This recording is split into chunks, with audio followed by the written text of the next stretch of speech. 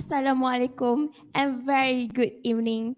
Welcome back to the judges, teachers, guests, and the participant of 10th FRSIS 2022. Now, let me introduce our judges today. The Chief Judge is Puan Farahmadia binti Aman, Director of English Language Teaching Center, ELTC Malaysia. The second judge is Madam Raja Mohana, daughter of Raja Gopal, from College Islam Sultan Alam Shah Kisas. The third judge is Madam Adila binti Ahmad from Sekolah Menengah Sultan Abdul Halim, Semsah. And I, Nur Janatul Widat binti Ami Hamzah, your host today from Sekolah Menengah Sultan Abdul Halim, Semsah, while the timekeepers Muhammad Ashraf Zikri bin Aiza Nizam and Muhammad Saiful Nazmi bin Muhammad Tauhid are from Sekolah Datuk Abdul Razak Sedar. Now, allow me to read the rules. 1. Each team should consist of presenters and a technical assistant. 2. The presentation must focus on the sub-team and assigned to the team. 3. The duration of the presentation should not be more than 10 minutes. 4. The bell will be rung once to signal 9th minute and will be rung twice at the 10th minute. A question and answer session will be conducted after each presentation. Now, ladies and gentlemen, the most awaited time. I would like to invite the first team from Sekolah Tuanku Jaafar STJ to present. Oh, I'm sorry, ladies and gentlemen. We can see that Sekolah Berasrama Penuh Rawang is already excited. So I will welcome Sekolah Berasrama Penuh Integrasi Rawang to present. Welcome.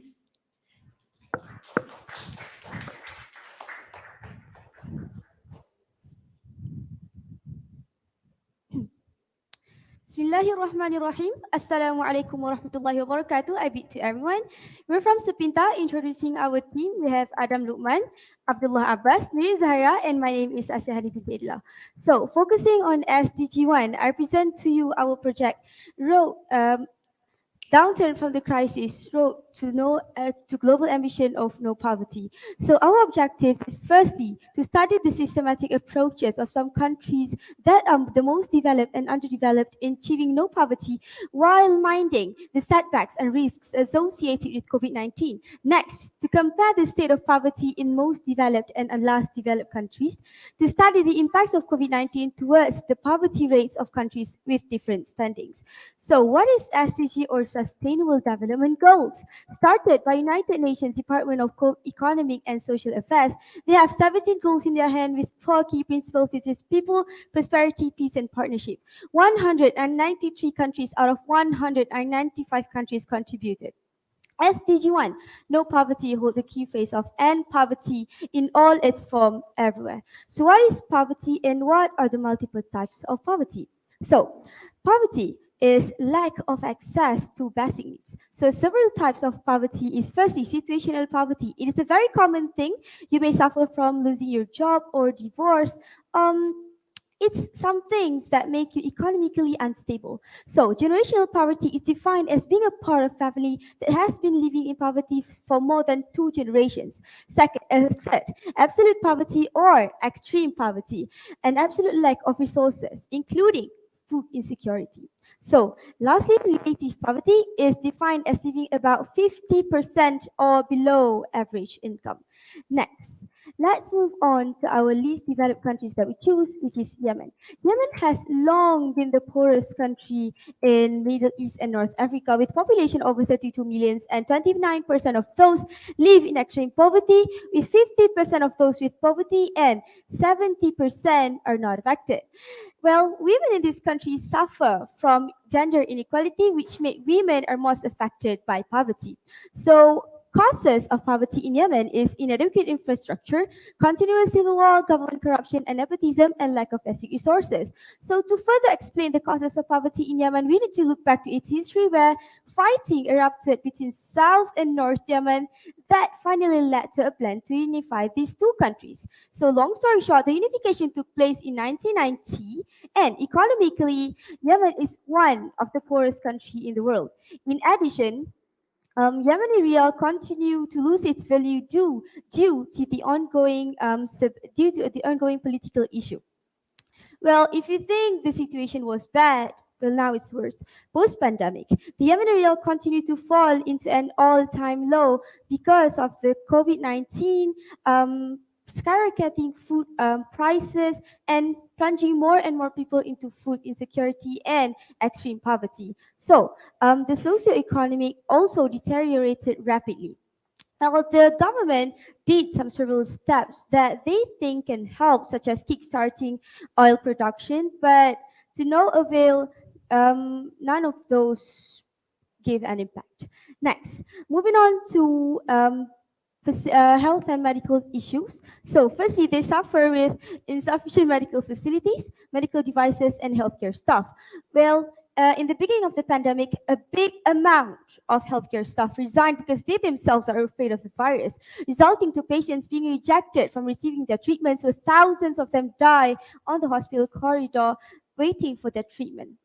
Well, what are the rules to respond towards this? So, firstly, UNICEF sent a plane filled with 81.7 tons of life-saving supplies to Sana'a Airport, and UNOPS partnered with a Germany bank to rehabilitate and renovate public health facilities. By the end of September, look at this, COVID-19 reached 11,000 and death over 2,000. But I would need to ask you, is it logical if a poor country have fewer COVID cases than rich country? Well, I'll leave you questioning that. Next. In general, with a country that has suffered with war and lack of resources, they cannot do anything themselves, rather depending on funding from other countries and organizations. So therefore, there is a need for them to stop the extending issues from political instability, for them to recover from their poverty. Next.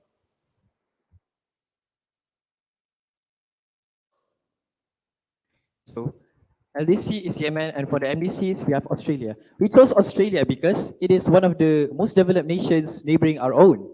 So by area, it is the sixth largest in the world and also has a population of more than 26 million people. According to the United Nations, Australia is the second best country in the world to be living in because of its excellent life of quality index. Also, poverty in Australia also has a slightly higher poverty rate compared to other OECD countries. So by statistic, there is approximately about 3.2 million people in a state of poverty in Australia, including 700,000 young people, 700,000 children, and more than 400,000 young people. All right, so there is 1 in 8 adults and also more than 1 in 6 children who are living in poverty, as the cost of basic living has increasing rental stress. All right, so many of those affected are living in deep poverty. The average poverty gap is over $282 per week. Moving on. So most people are already affected by poverty in Australia. Most of them are renters and also people who own households but don't have mortgage. So also children in sole parent families are unproportionately affected by poverty. Moving on. The economy of Australia is a wealthy country with a high living standard, even though its main sectors are mining, manufacturing, natural resources, services, and tourism as its main sectors. Despite the fact that Australian economy has performed well over the past years, there is still a lot of poverty in the country. An example, this is because poor families often have different types of incomes uh, in comparison to the rest of the population. So working age households rely primarily on businesses and capital income, whereas older households rely primarily on wage and salary income. Moving on, COVID-19, poverty, and Australia's relation to it. So as we can see, in Australia there is a total of 10.3 million total cases with 15.5 thousand deaths, with 10.2 million people have already recovered. So the poverty rate in Australia fell during the first year of COVID-19, but is rapidly reverting back to its original state. So the government support has already lifted hundreds of thousands of people out of the state of poverty. But this, unfortunately, eventually these people are starting to revert back into their difficult financial situation. At least 2.6 million Australians will face poverty if the government stops their coronavirus subsidies and also increasing rental stress. Right, moving on. So, some of the general causes. The people living in poverty usually face some of these difficulties, such as be struggling with debt, they are unable to buy new clothes or school supplies, they will find difficulty in paying household bills and also paying their rent, also mortgage. And also they will be unable to heat or cool their home, unable to afford medication or medical treatments, and also they will find it hard to buy fresh or healthy foods because of the lack of money. So, moving on, some of the general causes of poverty in Australia are under four main aspects, which is first, we have work and income, secondly, education, thirdly, housing, and finally, health. So the majority, so people living in poverty in Australia, generally there is an increase of lack of job. There is increase of jobless people in Australia, mainly because of the low education level. Families with low education level are also families with low education level are also well, is families with low education levels are linked to unemployment, and also kids who don't have the opportunity to complete school or higher qualifications. For housing, in most developed countries, there is an increase. Citizens of most developed countries have an problem with the increase of prices of houses significantly, whereas the increase of their income is only moderate. About 30% of their total income are spent in paying their wage or either their wage or mortgage payments, and also this also this also skyrockets the homelessness in Australia. So moving on.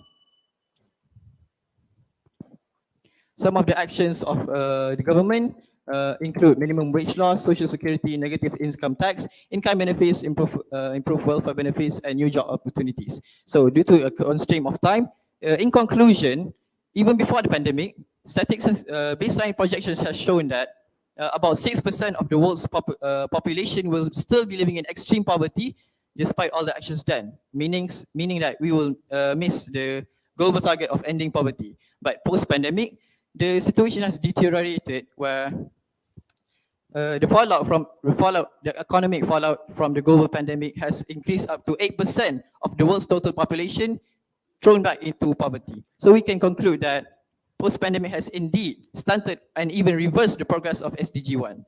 Also, in comparison, the forms of poverty and the LDCs and also MDCs are in no way the same. In the MDCs, the forms of poverty are negligible. Meanwhile, compared to the LDCs, where the forms of poverty can affect one's life way more harsher, even to the point of death. So finally, the poverty rate in the MDCs are also minimal compared to the LDCs, where there is increase. It has increased many folds, mainly due to the inability of the government and also other ruling factions to address poverty properly.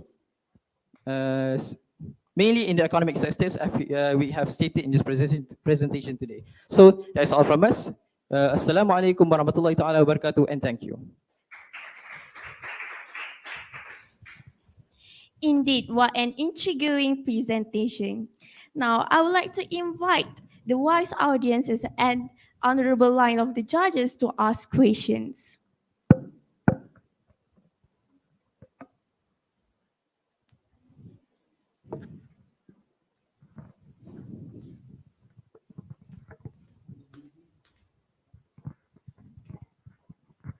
Okay, Bismillahirrahmanirrahim. Assalamualaikum. My name is Khadija from College Islam Sultan Alam Shah. I want to ask you, in your opinion, we have seen from your previous slide that you have explained about least developed country and most developed country. But in your opinion, what could we do as a Malaysian to help us prevent from the poverty happening in our country? All right. So, well, in the context, I'll take the context in we as youths right now. In my opinion, we can take advantage of the we can take advantage of the social media to encourage people in volunteerism, in helping and also encouraging more humanitarian support programs that can also alleviate poverty in certain aspects in the world. I hope that answers your question.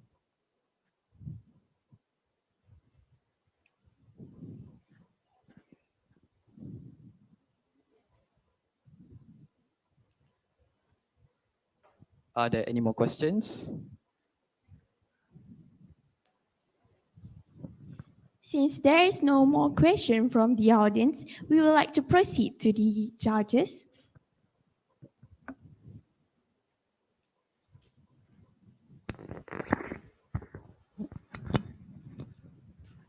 All right. Okay. Your main focus in Australia. I'm sorry? Just now, your main focus mainly is actually from Australia. All right. Okay. What makes you choose Australia in the first place?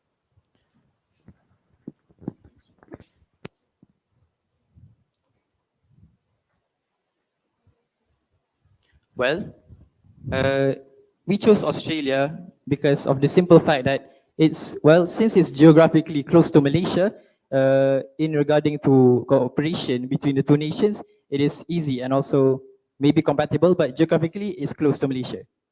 I hope that answers your question.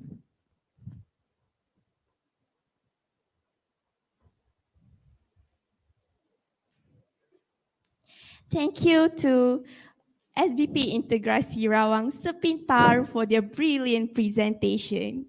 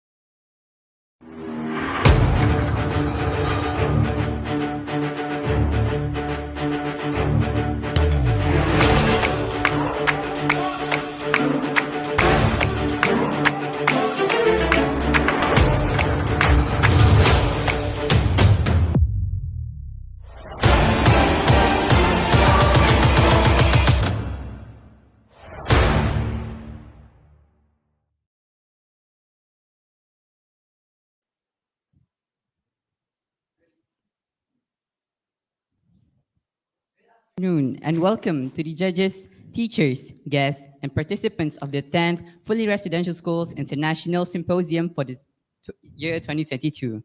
Now, I would like to introduce our judges for today. The chief judge is Puan Farah Mardia binti Ahmad, Director of the English Language Training Center, Teaching Center, ELTC, Malaysia. Our second judge is Madam Raja Mohana, daughter of Raja Gopal from College Islam Sultan Alam Shah. And our third judge is Miss Adila binti Ahmad from Sekolah Menengah Sultan Abdul Halim. And I, Ahmad Arif Ainuddin bin Syara Azham from College Islam Sultan Alam Shah, while the timekeepers, Muhammad Ashraf Zikri bin Aizan Nizam and Muhammad Saiful Nazmi bin Muhammad Tauhid are from Sekolah Dato' Abdul Razak Sedar. Now, allow me to read the roles. Number 1, each team should consist of present presenters and a technical assistant. Number 2, the presentation must focus on the sub-team assigned to the team. Number 3, the duration of the presentation must not be more than 10 minutes. Number 4, the bell will ring once on the 9th minute and will ring twice at the 10th minute. And number 5, a question and answer session will be conducted after each presentation. Now, let's hear from our second team for today's session, representing Sekolah Menengah Sains Tuanku Jaafar STJ.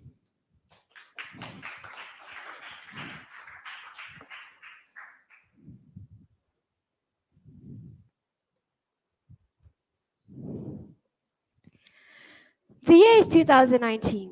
Wuhan just discovered a new pneumonia-like virus called COVID-19. It was groundbreaking. Businesses, industries, education, everyone had to stop and make way for this death-defying virus. But now it's 2022. Countries are seen stepping into the endemic phase last. First the UK, then Europe. Malaysia, not far behind when it started to step into the endemic phase last April. So this is where we come in.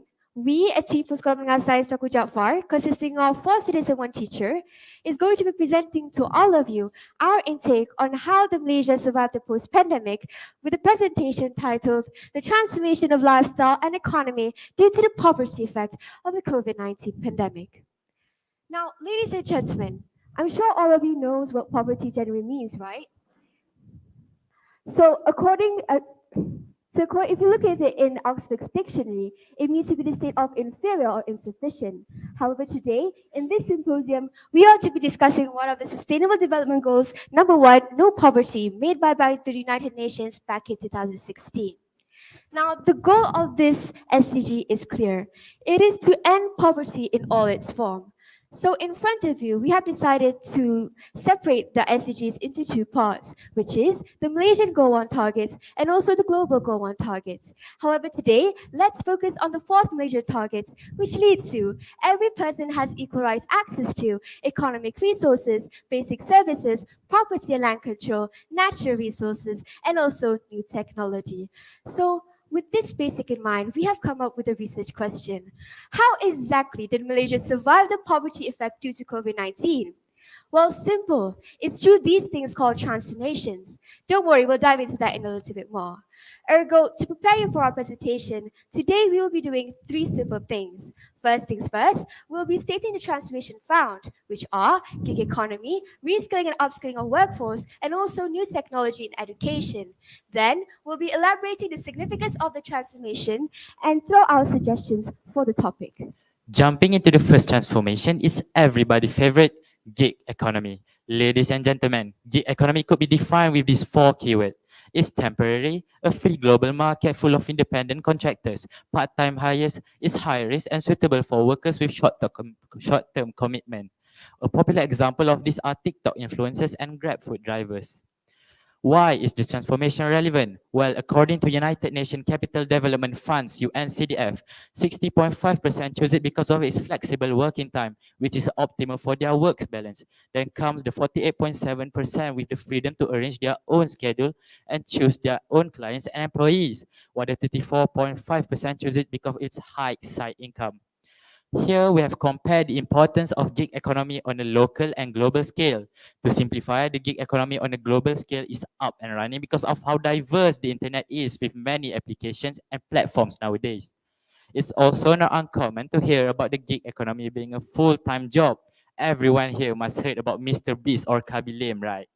Locally, working from home is the new norm, with about 30% of Malaysian, which is 5 million, working in this economy alone. But not all that glitter is gold. There are many concerns and problems faced by the gig economy workers, like not being categorized as an employee, unable to develop strong skills, which leads to the absence of quality in their work, or they usually do not have access to employment insurance, sick leave, or funded benefits by the company.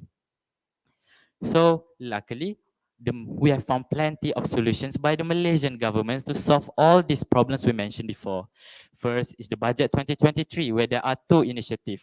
First is the My Step, which is an initiative to provide is a program that provides training to government-linked companies (GLC) and the mobility assistance by the Social Security Organization per CASO that provide and assist to the maintenance of motorcycle drivers. Secondly, we have MDEC, which train and assist all Malaysian to digital literacy for the gig economy. There's a program specifically called GLOW program that provide intensive training as digital freelancers. Lastly, we have Dana Caroman Economy Gig Platform, Penjana Gig, that provides matching fund for the economy, for the workers in this economy. Here, we have a success story. What's exciting, we have this guy, Khairul Amin Kamarzaman, an internet personality that has successfully flourished in this gig economy. His biggest successes is selling Sambal Nyet, which by 2022 has reached the sales of 14 million ringgit. So what happens next? Well, besides finding the favorite, we've also found the most life-changing transformation, which is new technology in education. Now, new technology in education, now the education post-pandemic wasn't flawless. There were and are still many multiple stumbling blocks that each country is trying to conquer. On a global scale, children are being insufficiently and incorrectly categorized as having learning difficulties, when all it is they're just missing and unprepared to move on to the next grade, simply missing the key learning blocks of education. Take additional mathematics as an example. Without the fully understanding of basic algebra you learn in lower secondary, students will not be prepared enough to move on to that subject. In Malaysia specifically, we already have one of the biggest losses among all Asia developing nations and exceeds all losses among ASEAN members. What did we lose exactly? Well, we lost our students, their mental health, their well-being, their access to every education. So actually a UPM study conducted post-pandemic showed that the number of absence of children going to school without a valid reason is worryingly increasing from a 5 to 10% to a 20 to 30%. This means that children in school do not love going to school after the pandemic. And even a UNICEF study in 2021 even showed that the rate of incident children not going to school is increasing by 20%. So what's our action on this? Well, it's definitely by assimilating new technology into education. This new technology can be defined into 4 keywords, which are hybrid learning or mixed in-person and online learning. Then we have nano learning, which is bite-sized education through platforms such as WhatsApp and TikTok. And then we have remote learning, which is full online learning. And last but not least, we have immersive augmented reality AR and virtual reality VR learning through QR codes. So the learnings I told you before have each one of its own benefits, like incorporating it creates a fresh PDP session, and it also prepares our children for the future because of the new technology. And then it also helps strengthen the bond between the teachers, the students, and the community. And last but not least, just improves collaboration in general. Now, don't worry, all the problems, complications, yada yada, I've told you before, have already been thought out by our excellent government. One of the main solutions that the government has done is to provide a significant financial support to poor families, like the Bantuan Awal Pendidikan (BAP). The Malaysian government has also provided additional local teachers to support in the classroom. Besides this, they have also taught the teachers to incorporate Google Classroom in their PDP session, which leads to our next transformation, reskilling and upskilling of the workforce. Ladies and gentlemen, reskilling and upskilling has a significant difference. Reskilling is the process of learning new skill or of teaching workers new skills, while upskilling is the process of improving their skills for development. The both conductors helps an individuals to advance along their current career path. Ergo, Ergo, individuals who have been upskilled or reskilled have higher rate of employability, which means less joblessness. This is due to the diverse skills will come in handy for their working criteria when they like to adapt in various situations in every roles. Actually, back in 2021, according to a study by the Edge Malaysia, the Movement Control Order MCO has reduced the numbers of foreign workers in our country, which means our economy has been stunted by a lot. Our government has been seen to attempting to reskill and upskill local people to fill the void in the depleting workforces, to make them more dynamic in more industrial changes. Well, after the pandemic, the government is seen attempting more to provide training to the not in employment, education, or training categories, need categories. And they start to assist the manufacturers and companies to hire more workers. Then they has also initiated MyWit to increase the digital literacy and skills among Malaysians to curb the unemployment and e-latte, which is offers all Malaysian unlimited free courses to explore diverse content in various skill area. So, to wrap things up, Malaysia needs to eradicate poverty by 2030. Starting from one of its biggest challenges, the poverty effect brought by COVID-19. Now, we are not a team of professional economic analysts, but there are some suggestions that Malaysian government should consider in order to enhance the transformation made before. Number one, Malaysian government should boost local economic cycle fast to cash targeted subsidies in order to stabilize the income. In this way, low-earning people pay less and high-earning people pay more, thus ensuring cash flow when everybody, low income or high income, could live and spend. This will greatly heal the economy. Next, Malaysian government should provide financial, technological, and training incentives to local entrepreneurs to ensure the recognition of startup companies and also small and medium industries. And last but not least, Malaysian government should increase employability rate fast through foreign direct investment and infrastructure development. This is to make sure that the increasement of workforce is there. Now, before we end our presentation, this is our reference page. Now, we love programs like this. Symposiums are a really great way to interact and share knowledge amongst us young leaders. So thank you to the FRSIS organizers for organizing such a golden opportunity. Our team's motto has always been to transform and not to inform. That means at the first 50 seconds of our presentation, you know little to none, but now at the end, you have something to bring home. So without further ado, I hope that we have all enlightened you well on the poverty effect brought by COVID-19. Together, let's strive for a better Malaysia. COVID-19 was not the end. That was 10 minutes. Thank you. Assalamualaikum warahmatullahi wabarakatuh.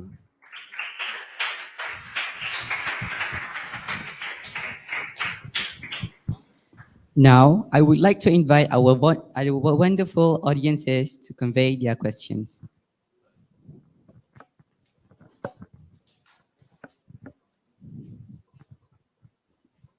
Assalamualaikum. Hello and a very good evening. That presentation was very wonderful. I hear everything, but I want you guys to clarify one thing: is that let's say in the future, in 2030, poverty still exists in our country. So, what initiatives our country would do, or what the government would do to those affected, and how do we ensure that this won't happen as Malaysians? So, I would like you guys to clarify it. Thank you very much. Okay, so your question was, what would we do if poverty still exists after 2030? Well, this is all just targets. It's all just goals that Malaysia has for its own country. And goals keep changing. So even if by 2030 there is still poverty, but at least, of course, there's going to be improvement. So this is where we come in right now as a FRSIS team and as UN or as the government to ensure that those targets will still become better Malaysia by 10 years time frame or 20 years time frame. So I hope this answers your question. Thank you. Any more questions?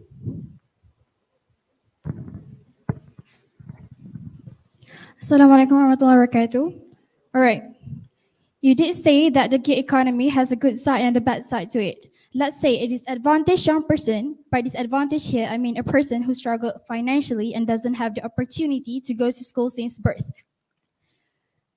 Okay, let's say a disadvantaged young person wants to pursue his career in the gig economy sector. But to achieve success, one must have at the very least skills and intelligence to plan their strategy. So how would he manage to achieve his dreams? How? Your question is how a person could know how to do gig economy like that.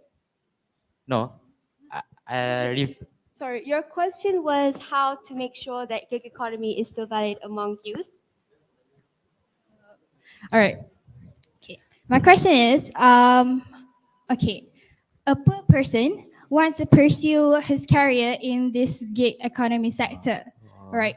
But he doesn't have the money and he doesn't have the education. And so, to pursue his career in this gig economy, he still need to have the intelligence and at least skills to plan his strategy. So how would he manage to success? So this gig economy is something that you can do at an individual scale. However, like we stated, there are lots of initiatives by the government to help these people. Now, the government initiatives that we mentioned, one of the prominent ones is definitely Bantuan My Penjana Gig that Afan has already explained to you. So what you're saying is without poor, even if they're poor or they have no education, of course, if someone wants to be successful in this gig economy, of course they're going to have some sort of initiatives, individual initiatives. And when they have individual initiatives, the government will help them by flourishing those individual initiatives. For example, like the help from MDEC, for example, where people can learn the digital literacy competency skills. Also in education right now, in secondary schools, we also have already learned about some of the digital literacy competency skills, like for example, Google Classroom or how to use Google Workspace. I hope that answers your question. Thank you very much Sekolah Menengah Sains Tuan Ibu Jaafar for that presentation.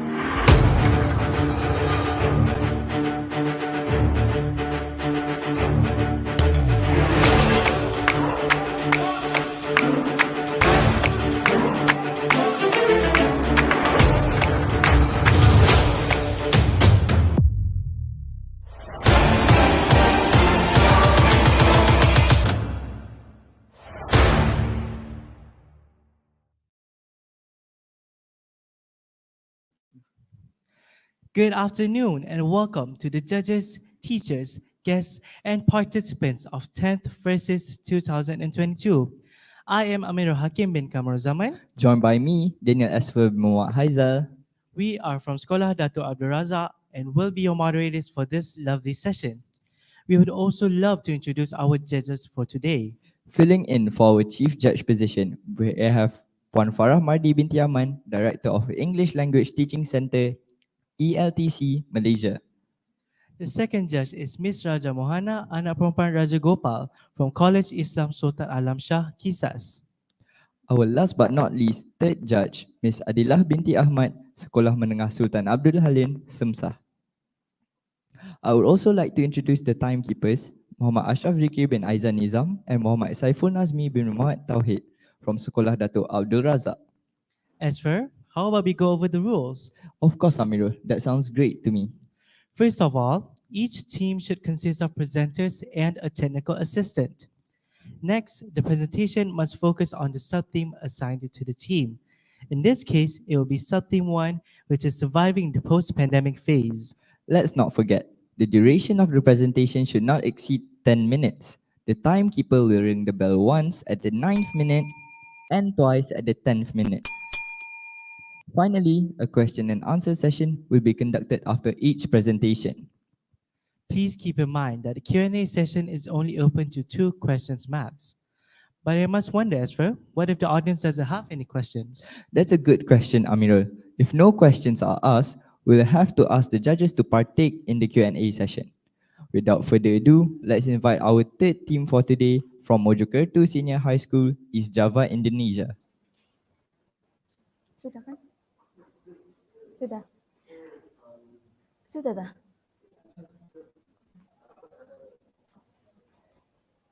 Lek wis ngomong ayo.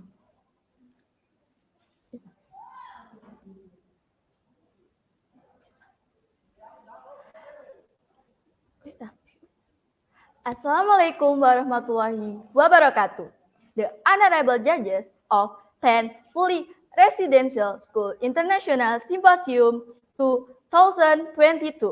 First of all, let me introduce our group. We are from Man to Mojokerto, East Java, Indonesia. And I'm Widiana Salva Ayubi. And I'm Arif Rahman Hakim As-Sulaimani. Jalani Sarah Melinda. And I'm Muhammad Bagus Hendika Pratama. In this beautiful occasion, I would like to say thank you very much to judges of FRSIS that has given to us to present a scientific research. We take subtheme is surviving in the post-pandemic phase, SDG 1. The main point that we will discuss is the abstract of the research that we will make. For the title we take is Creating Online Shop. If we examine it more deeply, we take the subtheme is survive the post-pandemic period. Besides that, technology is very good now. We ask technology every day, moreover, for conditions like this. Okay, to the background of our research is be based on economic after pandemic. Background that we took is bankruptcy home industry based on data industry. Our country, bankruptcy of home industry reached bankruptcy about 20% in the past. Home of industry also assess the experience would change during pandemic. To the second background that we took is unemployment. If we back to first background, the bankruptcy of home industry and the second background are related to each other. One of the big problem that is unemployment, the big consequence of unemployment we took this because it will suit the parties to be discussed that starting a new innovation can also be based on easy background. As we know, the COVID-19 pandemic has caused many large company assets to be forced to expel some of their employees to maintain the financial system within the company. The solution of the background that we took is creating an online shop. So we have a research problem. The research problem of our research is how to develop online shop to reduce unemployment and give solution to the bankruptcy home industry. Okay, next to research purpose. The first of our research purpose is creating online shop. Creating online shop to provide innovation to people that trading can be start from small things. In this case, so here everyone can easily start a business with that innovation that we provide. A means to the second research purpose is a means to minimize the level of poverty in the post-pandemic as a suggestion to develop ourselves in digital era so that after making the innovation we hope that the poverty rate that initially start will gradually decrease and have a good impact for all people. Based on the research problem, we choose the method is R&D, or research and development. In this method, using 5 steps. The first step is need analysis. In this research, we need some analysis to get some samples that we will develop in the next step. The second step is developing. After we get some analysis, we need to be developing and then we get online shop. The third point is evaluate. After we develop, after we creating, we try to show the result to the expert. After there is suggestion from the expert, we do revision. The first step is try out. After doing some evaluation, results also try out and we want to use in the methodology. The last step is revise. Revise in development after condition try out also need to be done. So from that we have to revise and start we will find a final product. Because the limit of the time in this research, we just focus the creating and developing online shop. We can do next research to know the efficiency of the online shop. Based on research methodology, the result of the study is there is online shop. To create online shop, we choose Tokopedia, and the step is 1. Open the Tokopedia application, click account, 2. Then click start account, 3. You will be direct to the shop open page. Click open a free store. Step 4. Write the name of your shop. The shop's name cannot be changed. Make sure you have the correct store name set up. Step 5. After filling in the name of the store, fill in the domain of the store. The store domain will later serve as your store link on Tokopedia. Step 6. Enter the correct and complete store address. This address will be used by the courier to pick up the goods from your store. Step 7. Click Save. Step 8. Congratulations! Now your shop has been created.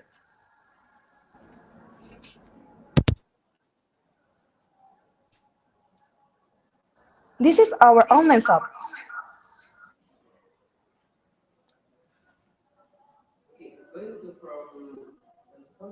From some explanation we got some important points of the research. Suaranya nggak We ada. have concluded into conclusion. The number one is help a bankruptcy of home industry. Number two, reduce the unemployment. The two main points of the conclusion is also the goals of our research, the solution that we can provide is with the method we provide and research. We hope that the better and current. From some explanation, we got some important point of the research, and we have concluded in two conclusions. Number one is help a bankruptcy of home industry. Number two, the two main point conclusion is also the goals of our research. The solution that we can provide is with the methods we provide and describe. We hope that the background and current problem can be resolved properly. That's all from our group. Thanks for attention. Assalamualaikum warahmatullahi wabarakatuh.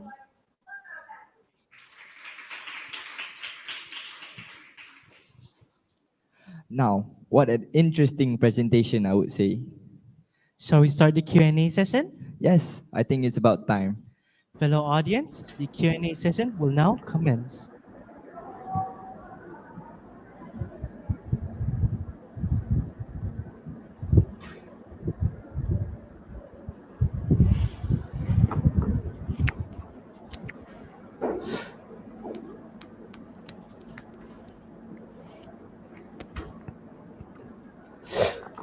Pertanyaan.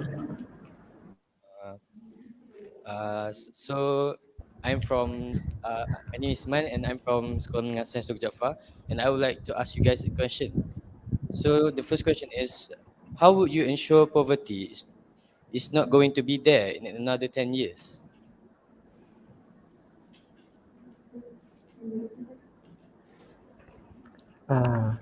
Okay.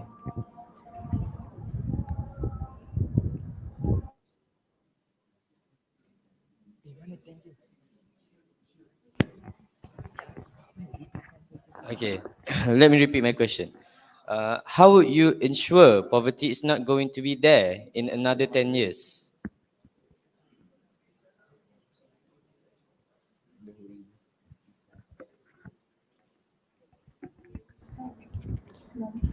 Okay, I will answer your question.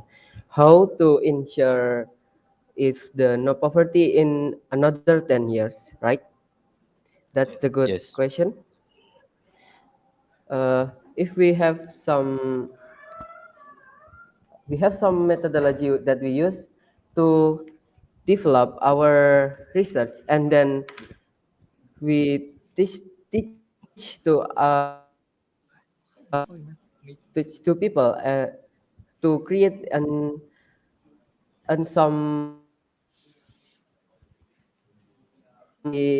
to their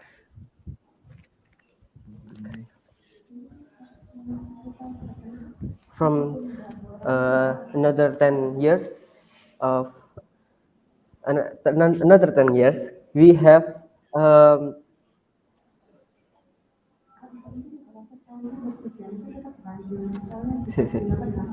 can I speak?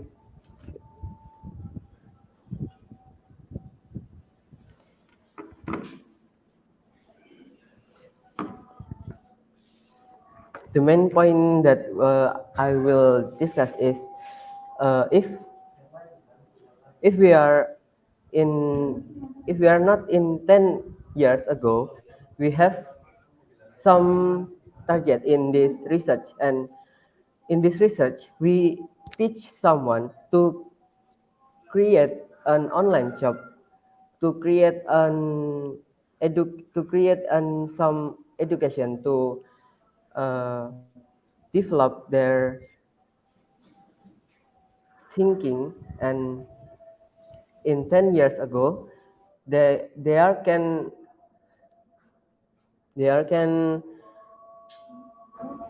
apply in their life. I'm sorry for my answer is not clearly. Do you can understand? Yes. Yes.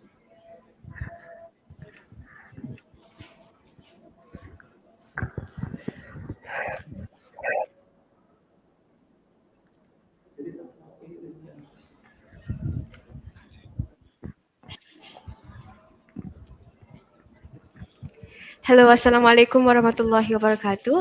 I am Lisa Camilla from Sekolah Menengah Sains Dr. Jaafar. Thank you for the excellent presentation. Now, my question is, how would you say your online shop is better than the online shops in the market today?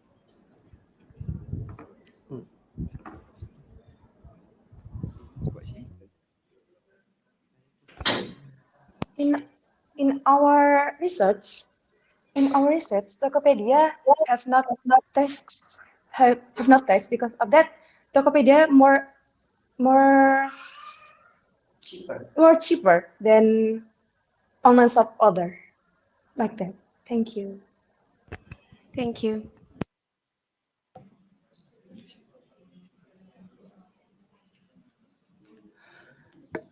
With the Q&A session completed, that concludes our session for this team. Thank you, Mojokerto Senior High School. For the guests online that had just joined, don't worry, there is another upcoming and possibly more informative session. Now, let's invite our last team for today.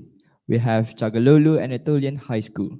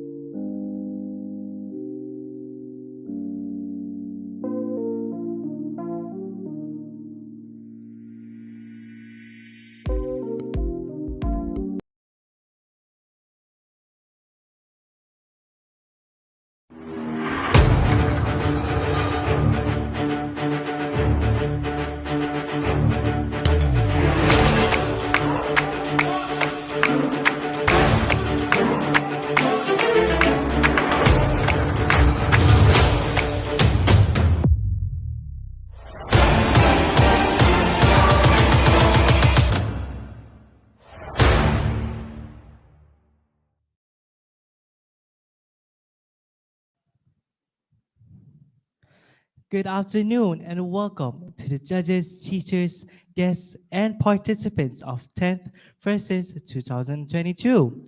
I am Amirul Hakim bin Kamrul Zaman. Joined by me, Daniel Esfer bin Rumah Aizal.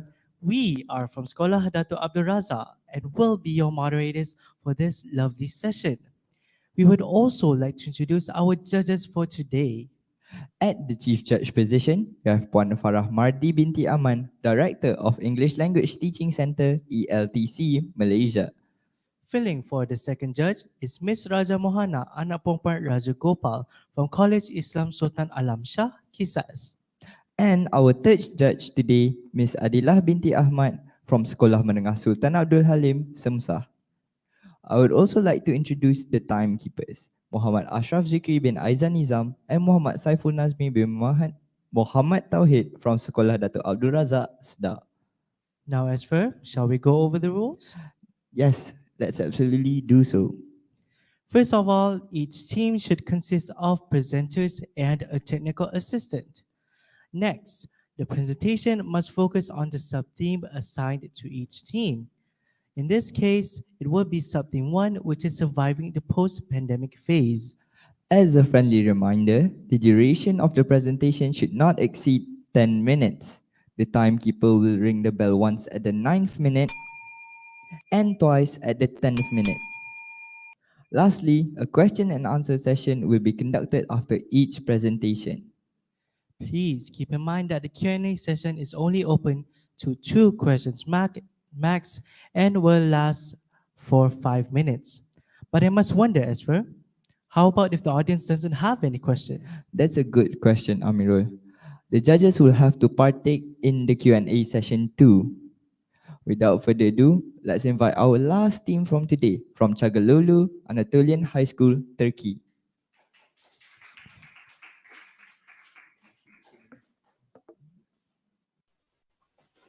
Hi everyone. As you know, pandemic hit us economically, and it hit us hard. We will talk about its effects and reveal the solutions we came up with. I would also like to address that yesterday was the International Day for the Eradication of Poverty. Hence, our presentation is more significant. So let's get started.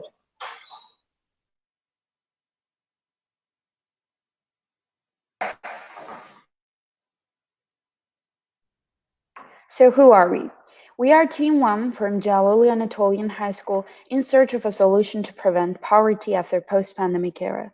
We are here with our members, our technical crew, Martin Iluna, Emine Kitapçı, my partner in this presentation, Yusuf Öztürk, and myself, Bahar Topal, as for our lovely teacher, Gülsüm Dağcı. In the rest of the presentation, we will be talking about businesses before and after the COVID-19 pandemic, effects of the pandemic on small businesses, what should small businesses do, is no poverty actually possible, and after a brief summary, we will end the presentation. Businesses before and after the pandemic. You know, COVID has broken the economy and people lost their jobs. COVID reduces the supply of workers in many countries, which means fewer goods and services produced and thus higher prices. This causes rise in inflation. Inflation tends to rise when households want more goods and services than firms can easily supply. Thus, nearly 15% of small businesses have closed temporarily. According to a survey conducted between the 28th of March and 4th of April, 2020, of more than 5,800 small businesses, 43% of businesses had temporarily closed, and nearly all of these closures were due to COVID-19. Because shopping habits changed, this caused e-commerce. During restrictions, e-commerce helped many navigate the pandemic, from online shopping to food delivery.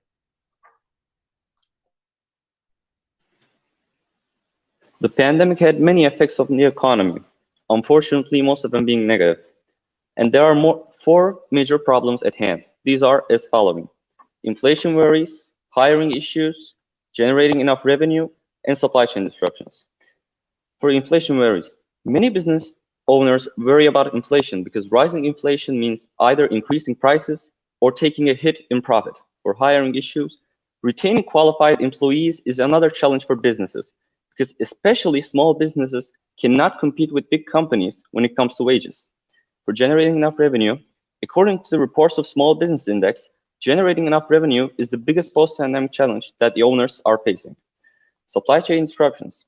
And lastly, during the pandemic, any event that caused a disruption in the production, sale, or distribution of products caused worldwide shortages and affected consumer patterns. And here's the result of a survey conducted by Ipsos. As the data here clearly indicates, while the inflation kept constantly rising, small business owners did not have access to revenue. And due to lack of applicants for job openings and employee retention, they had hiring issues.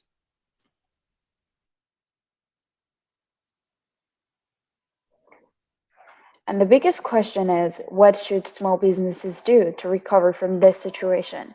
In order to get your small business back to normal after the post-pandemic era, firstly, you can identify the customers that brings value.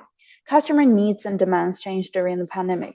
At the same time, new digital experience and sales practices have altered how businesses engage with customers. Reconsider your products and services, your messaging and delivery style. To reciprocate the expectations, small businesses need to be agile and flexible.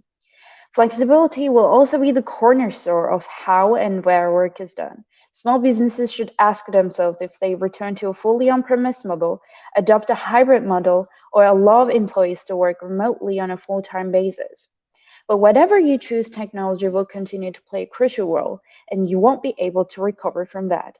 So, selling both in physical stores and online, figuring out how to maintain customer satisfaction will be the key here. Is no poverty possible? Yes. During business leaders, fiscal policymakers, or the concerned community can do their part to support small businesses during the crisis to get over financial disruptions. But how exactly is no poverty possible? As said, small business owners alone will not be able to handle the situation. It is up to the business leaders, government officials, and us, people, to support them. What can we do? Since large institutions can relatively hold their resilience stable, the concerned community can rather shop at small businesses wherever possible instead of big companies. What can the government do? Government could consider working with private financial institutions to improve access to incentives to help businesses with lower financial resilience to support small businesses. Or local portals can be established to help customers support small businesses. Moreover, sector-specific support can also be provided. What can business leaders do? They can pay receivables to small business owners ahead of schedule. Since generating enough revenue is one of the biggest challenges that small businesses are facing, such actions would be particularly helpful for highly affected ones that need immediate operating revenues. Other than that, small businesses that tend to have lower resilience can be provided with crafting special kinds of support. It is challenging for financial institutions to make loans to less resilient businesses. However, they might reap benefits. This move would be both relevant for large institutions and less resilient sectors.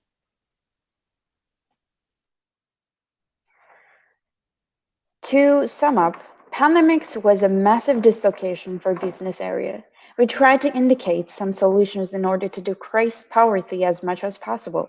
However, surviving in the post-pandemic phase is only possible if every part of the society fulfills its own duties. We sincerely appreciate your consideration. As for Jalol Anatolian High School, we have to admit that we are very much pleased with all your effort and guide. Thank you for listening to us.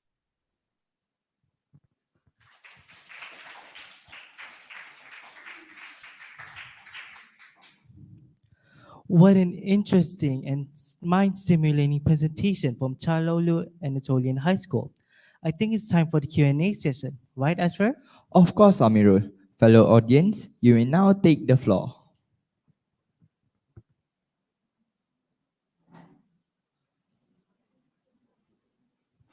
Nico.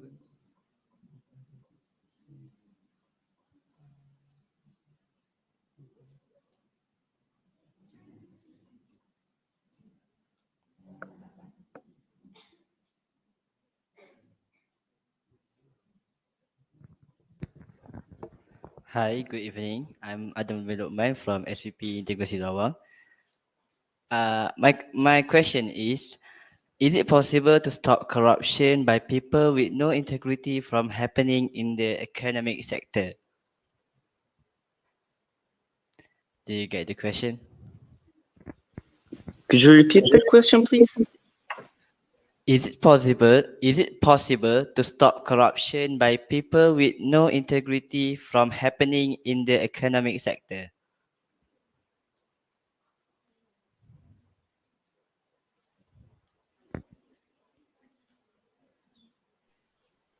Well, to stop corruption, it is really another challenge. It is an irrelevant challenge from the small businesses and poverty, because stop corruption, you first need democracy, you need like transparency and whole other issues.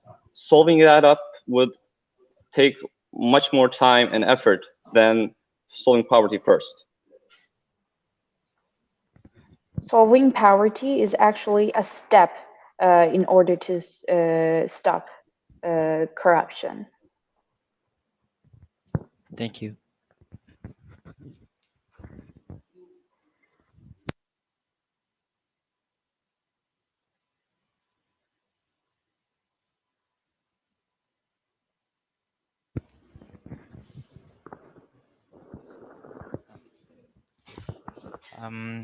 Hello.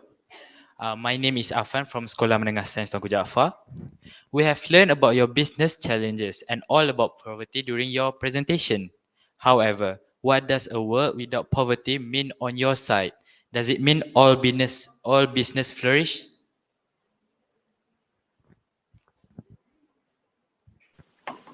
Well, a world with no poverty on our side means people having access to goods, supplies, foods, like moreover, basic things that they need to survive. So, yeah, everyone having at least enough access to them. So, which small businesses are the core, because most of the cash flow happens there. Most of the people buy their supplies, foods, goods, whatever they need from there. So that's why we focus on small businesses.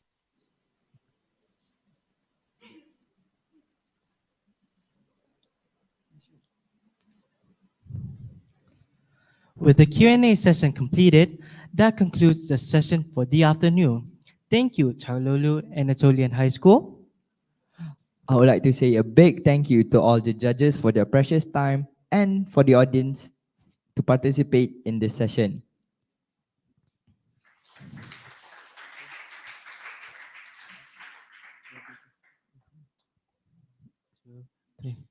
Until we meet next time.